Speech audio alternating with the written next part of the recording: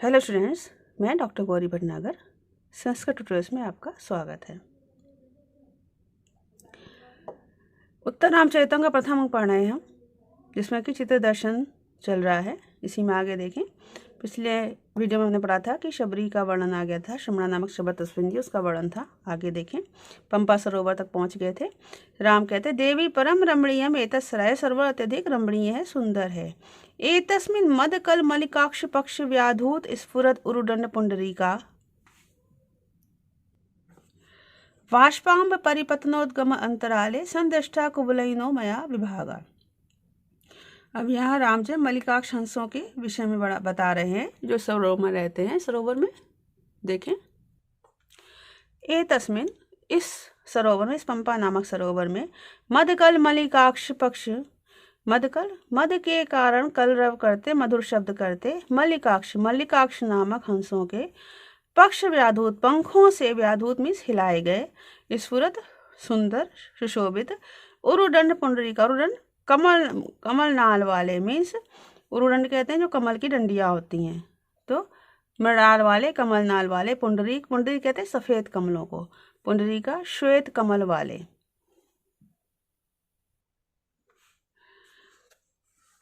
कुवलयन नील कमलों से युक्त, श्वेत कमलों वाले युक्त नील कमलों वाले। विभागा स्थानों को, किसके स्थान को? पंपा सरोवर के स्थानों को। मया मेरे द्वारा, वाष्पांब परिपतन उद्गम अंतराले, वाष्पांब आंसुओं के, वाष्पांब आंसुओं के जल के, परिपतन गिरने, उद्गम और निकलने के अंतराल में, संदृष्टा देखा गया। क्या मतलब? राम बता रहे हैं कि पंपा सरोवर क्या थे? पंपा सरोवर मलिकाक्ष नामक हंस थे, हंस है, और नीले और सफेद कमलों से युक्त है वो। तो वो कहना चाहते हैं कि इस सरोवर की सुंदरता को, मैं हंसों को, नीले और सफेद कमलों को मैंने कब देखा? जब मैं रो रहा था, मेरे आंखों से जो आंसू निकल रहे थे, तो उनके गिरने और पुनः निकलने के बीच का जो समय था, जरा सा कुछ क्षणों का, उनके बीच मैंने इस सरोवर को देखा था, इस सरोवर के स्थान को देखा था। फिर से एक बार देखेंगे। एतस्मिन् मदकल मल्लिकाक्ष पक्षा, इस सरोवर में मद के कारण कलरव करते हुए, मधुर स्वर करते, मल्लिकाक्ष नामक हंसों के पक्ष व्याधूत, पंखों से हिलाए गए, स्फुरत सुंदर, उरुदंड पुंडरीका कमल नाल वाले, पुंडरीका श्वेत कमलों से युक्त।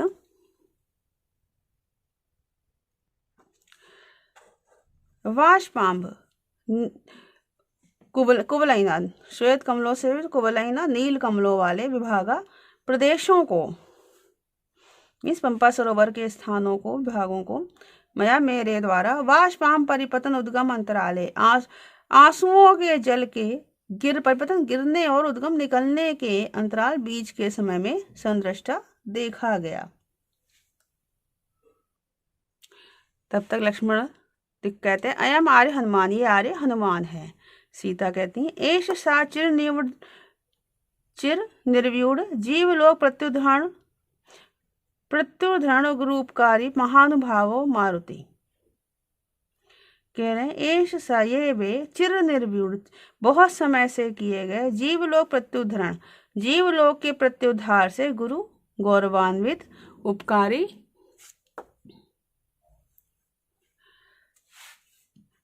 और महानुभाव प्रभावशाली, मारुति पवन पुत्र हनुमान है। मारुत कहते हैं हवा को, पवन को, तो पवन पुत्र थे हनुमान, इसलिए उनका मारुति नाम पड़ा, तो पवन पुत्र हनुमान है। मतलब वे चिरकाल तक किए गए, बहुत समय से किए गए, जीवलोक के उद्धार से, प्रत्युद्धार से गौरवान्वित, गुरु मीन्स गौरवान्वित, उपकारी और महानुभाव, महापुरुष मारुति पवन पुत्र हनुमान है। राम कहते हैं दृष्टिया सोयम महाभाव अंजना आनंद वर्धना यश वीर्यण कृतिनो वयम च भुवनानि च। दृष्टिया भाग्य से, सौभाग्य से, अयम सा, ये वे, महाभाव विशाल भुजाओं वाले, अंजना आनंद वर्धना अंजना के आनंद को बढ़ाने वाले हनुमान है। अंजना के आनंद, अंजना कौन है? हनुमान जी की माता का नाम अंजना है, तो अंजना के आनंद को बढ़ाने वाले हनुमान है। यश वीर्य, जिनके पराक्रम से, भुवनानि वयम चा, सभी, भुवनानि में सभी लोग, यहाँ बहुवचन है तो सभी लोग, और वयम हम लोग, कृतिनो कृतार्थ हो गए। क्यों? सारा जो युद्ध हुआ था, सारा कुछ उसमें हनुमान जी ने बड़ा सहयोग किया था। हनुमान जी ने सुग्रीव से मिलवाया राम को, जिसके द्वारा वानरों की सेना तैयार की गई, और हनुमान जी ही लक्ष्मण की शक्ति लगने पर लक्ष्मण जी की और संजीवनी बूटी लेके आए, जिससे कि लक्ष्मण जी पुनः उनको जीवन दान मिला। और सीता जी का पता भी हनुमान जी ने लगाया। तो सारा कुछ हनुमान जी ने ही किया था। तो दृष्टिया सौभाग्य से अयम सा, ये वे महाभव विशाल भुजाओं वाले अंजना आनंद वरना, अंजना के आनंद को बढ़ाने वाले हनुमान जी हैं।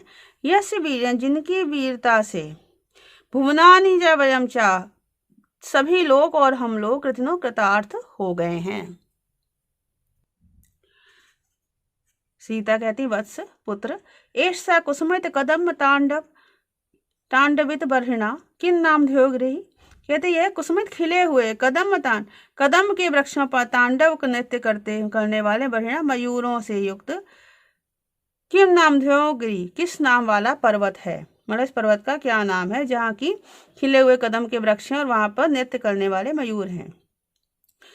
यत्र अनुभाव सौभाग्य मात परिशेष सुंदर श्री मूर्छे स्तोया प्ररुदितेन अनावलंबित तरुतल आर्यपुत्रा आलिखिता। कहते हैं यत्र, जहां पर, तरुतल पेड़ के नीचे, प्ररुदितेन अत्यधिक रोते हुए,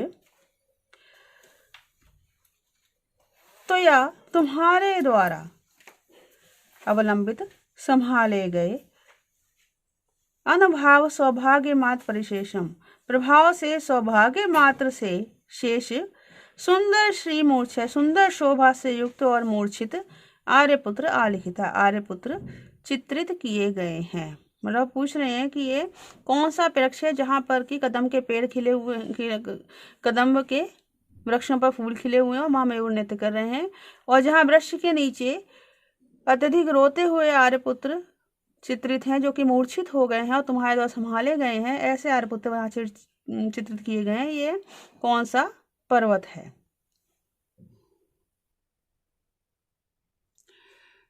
लक्ष्मण बताते हैं, सोयम शैला ककुब सुरभि माल्यवान नाम यस्मिन नील स्निग्धा श्रयति शिखरम नूतना तोयवाह। कह रहे हैं ककुब सुरभि, ककुब के फूलों से सुगंधित, अर्जुन फूलों से सुगंधित, माल्यवान नाम अयम सा शैला, माल्यवान नामक यह वह पर्वत है।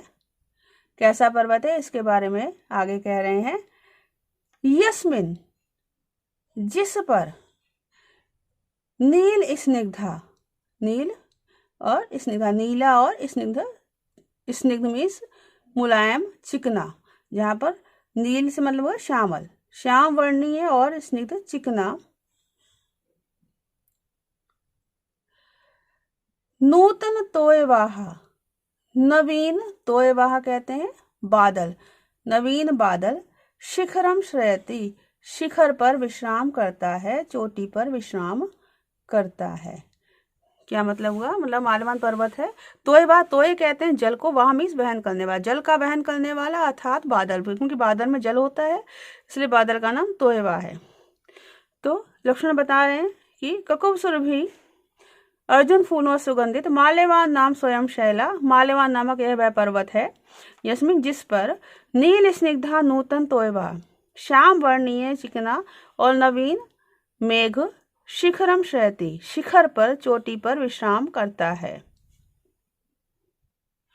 लक्ष्मण आगे भी कहते हैं, आर्यण अस्मिन, आर्य के द्वारा यहाँ पर, तब तो राम कह देते हैं, विरम विरमातः परम नाक्षमोऽस्मि प्रत्यावृत्ता सा पुनरी में जानकी प्रयोगा। तब तो राम जो है लक्ष्मण को बीच में रोक देते हैं और कहते हैं, विरम विरम, चुप रहो चुप रहो, अतः परम ना क्षमास्मि, कहता था परम इससे अधिक, ना क्षमा से समर्थ नहीं हूं, अतः इससे अधिक देखने में मैं समर्थ नहीं हूं। मैं सहा, मेरा वह, जानकी विप्रयोगा, सीता का वियोग, पुनः प्रत्यावृत्ताय, मानो फिर से लौट आया है। मतलब राम जो है लक्ष्मण को चुप करा देते हैं, कहते बेरम बेरम चुप रहो चुप रहो, अतः परम ना क्षमा से, इससे अधिक सुनने में, इससे अधिक देखने में समर्थ नहीं हूं। मैं, मेरा स जानकी प्रयोग है, वह जानकी का वियोग, सीता का वियोग, पुनः प्रत्यावृत्ते, मानो फिर से वापस लौट आया है, अर्थात मैं फिर से उसी दुख को मानो फिर से जी रहा हूं। लक्ष्मण कहते हैं अतः परम आर्य से तथा भवतां कपि राक्षसानां च अपरिसंख्य अने उत्तराणि कर्मः चर्याणि।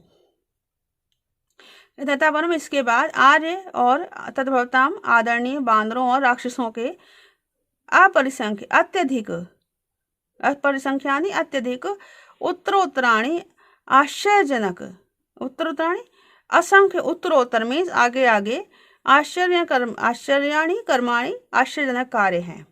परिश्रांता च अयम आर्य, और ये आर्या भी थक गई हैं। तद विज्ञापयामि विश्राम्यताम इति, इसलिए विज्ञापयामि निवेदन करता हूं कि विश्राम्यताम विश्राम करें। सीता कहते हैं आर्यपुत्र एतेन चित्त दर्शनेन प्रत्युत्पन्न दोहदया मम विज्ञापनीयम अस्मि। कहते हैं चित्त दर्शन से उत्पन्न हुए दोहद के कारण, इच्छा के कारण, दोहद किसको कैसी इच्छा कहती है, जो कि प्रेगनेंसी के समय अथवा गर्भावस्था के समय जो तीव्र इच्छा उत्पन्न होती है उसको दोहद कहते हैं। तो कहते हैं इस चित्त दर्शन से उत्पन्न हुए दोहद के कारण, इच्छा के कारण, मम विज्ञापनीयम अस्ति, मुझे कुछ निवेदन करना है। राम कहते हैं ननु आज्ञा पर नहीं, आज्ञा दो, मैंने निवेदन मत करो, तुम आज्ञा दो। सीता कहते हैं जाने पुनरपि प्रसन्न गंभीरासु वनराजसु बृहत्य पवित्र निर्मल शिशिर शैलाम भगवती भागीरथीम अवगाहिष्य। जाने फिर से, पुनरपि पुनः, प्रसन्न गंभीरासु, प्रसन्न और गंभीर, गंभीर मीन्स गहन घनी, वन राशु वन पंक्तियों में, बृहत्य विहार करके, पवित्र निर्मल शिशिर शैलाम, पवित्र और निर्मल शीतल जलवाली, भगवती भागीरथी अवगाह्य, भगवती गंगा में अवगाह्य जाने, अवगाह्य मीन्स स्नान करने के बारे में विचार कर रही हूँ। तो राम कहते हैं वत्स लक्ष्मण, पुत्र लक्ष्मण। लक्ष्मण कहते हैं ऐशो अस्मि, यह मैं हूँ, अर्थात मैं सेवा उपस्थित हूँ। राम कहते हैं वत्स अचिरादेव संपादनीयो दोहृदम इति संप्रत्यय गुरु भी संदिष्टम।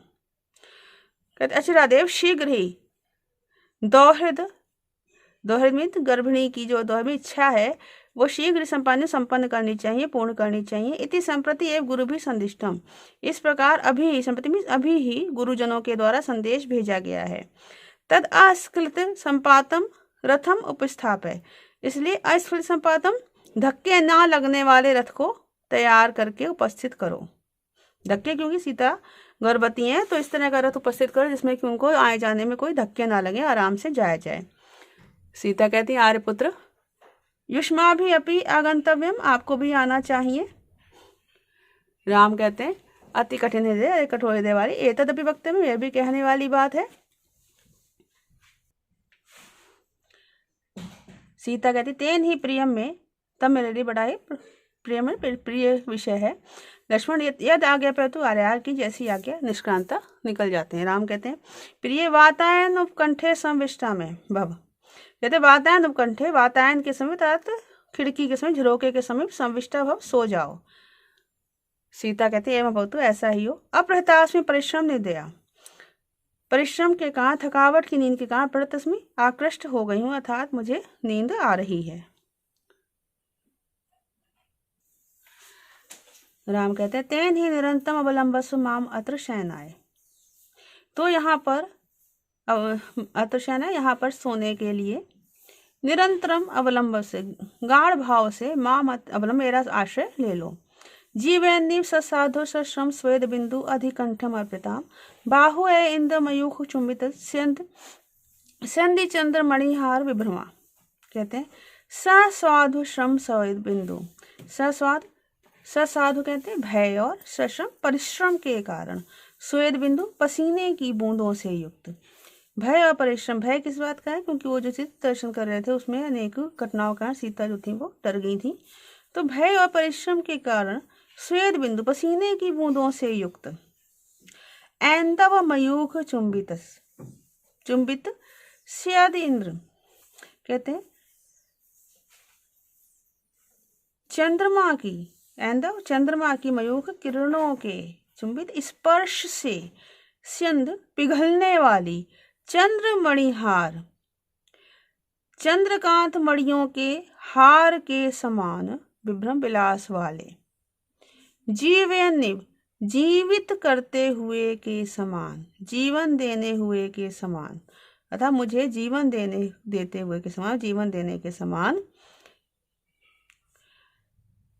बाहु भुजा को, अपनी भुजा को, अधिकंठम अर्पिताम, मेरे कंठ में, अर्पिताम अर्पित कर दो, मीन्स मेरे कंठ में डाल दो। फिर से देखें, सौध सश्रम स्वेद बिंदु, मतलब राम कह रहे हैं कि सीता को कि आप तुम वहां पर वातायन के समय पर झुक सो जाओ। और फिर कह रहे हैं कि तुम्हारा जो भुजा है वो कैसी है, भय परिश्रम कारण पसीने की बूंदों से युक्त हो गई है, लेकिन और कैसी है कि चंद्रमा की किरणों के स्पर्श से जो चंद्रकांत मणि पिघल जाती है, उस चंद्रकांत मणि की माला के समान विलास युक्त तुम्हारी भुजा है जो मुझे जीवन देने का कार्य करती है, उसको मुझे गले में डाल दो। फिर से देखेंगे, स्वाद सश्रम स्वेद बिंदु, भय और परिश्रम के कारण स्वेद बिंदु पसीने की बूंदों से युक्त। ऐंदव मयूख चुंबित, ऐंदव चंद्रमा की मयूख किरणों के चुंबित स्पर्श से सिंध पिघलने वाली, चंद्रमणि हार विभ्रमा, चंद्रकांत मणियों के हार के समान विलास वाले। जीवनिव मुझे जीवन देने के समान, मैं जीवित करते हुए के समान। बाहु अपनी भुजा को, अधिकंठम अर्पिता, मेरे गले में अर्पित कर दो, मेरे गले में डाल दो। तो इस वीडियो में इतना ही। साथ बने रहने के लिए